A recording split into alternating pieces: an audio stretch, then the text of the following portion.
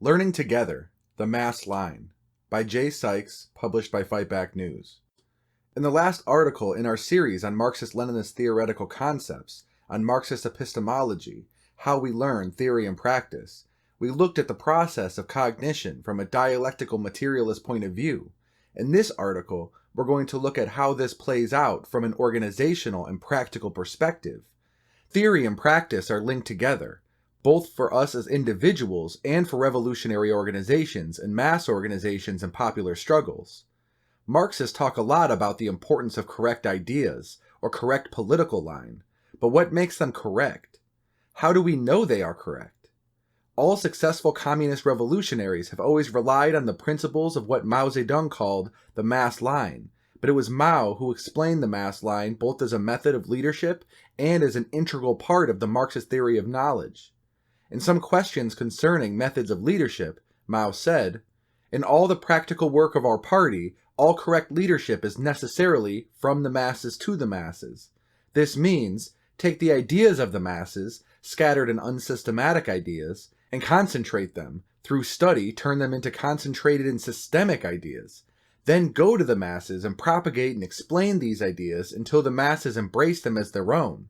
Hold fast to them and translate them into action, and test the correctness of these ideas in such action.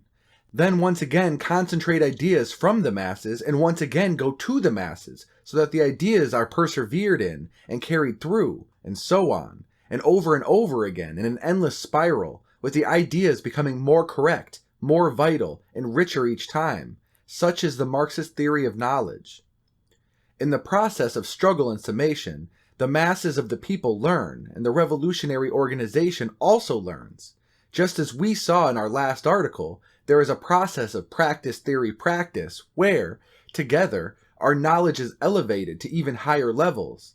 This process raises the consciousness of the masses and elevates the understanding of the revolutionary organization as it advances the struggle forward. From the masses to the masses is the core of the mass line. It is important to distinguish the mass line from the idea that the masses come to a correct analysis spontaneously. Some people argue that leadership and revolutionary science aren't necessary and that mass struggles don't need leadership or theory. But the ideology of the dominant mode of production, capitalism, will guide people's thinking in the absence of proletarian ideology, and bourgeois ideas like anarchism or reformism will lead the movements down their own blind alleys. Without medical science, we wouldn't be able to deal with the diseases that affect our society. And likewise, without revolutionary science, we can't deal with the problems posed to us by capitalism. In any situation, there is a complex array of contradictory forces. Dialectical materialism gives us the tools to analyze which of those contradictions are primary or determining, and which are secondary. Likewise, it allows us to analyze which aspect of a particular contradiction is the dominant aspect. There's a lot to be said about contradiction later in our series, but for now the important thing to understand is that revolutionary theory gives us a tool from which to analyze these contradictions in society in order to understand where to apply pressure, just as geometry and physics allow us to understand how we can use a fulcrum and leverage to amplify force. So beginning with the principle of from the masses to the masses, we see that we have a basic principle for applying the Marxist theory of knowledge to practical struggles. First, we start with where people are at.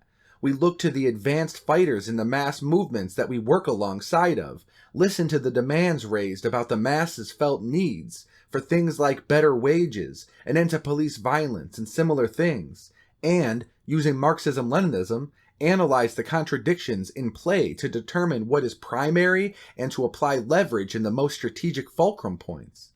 Then we can sum up the successes and failures of the struggle together with these advanced mass organizers to build unity around the way forward, collectively raise our understanding, win over the broad intermediate elements, and defeat or isolate the backwards who stand opposed to progress.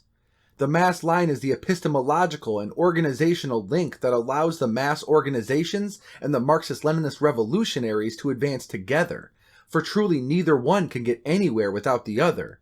It is also the key to the fusion of Marxism with the workers' movement, the tool by which the working class can develop its class consciousness and learn Marxism through practice. in order to build a revolutionary movement capable of taking on the monopoly capitalists who rule this country, in order for the working class and oppressed nationalities to take political power and build socialism, the mass line is absolutely essential, and nothing can be accomplished without it. If you want to go more deeply into the mass line, I would encourage you to look at the pamphlet Some Points on the Mass Line.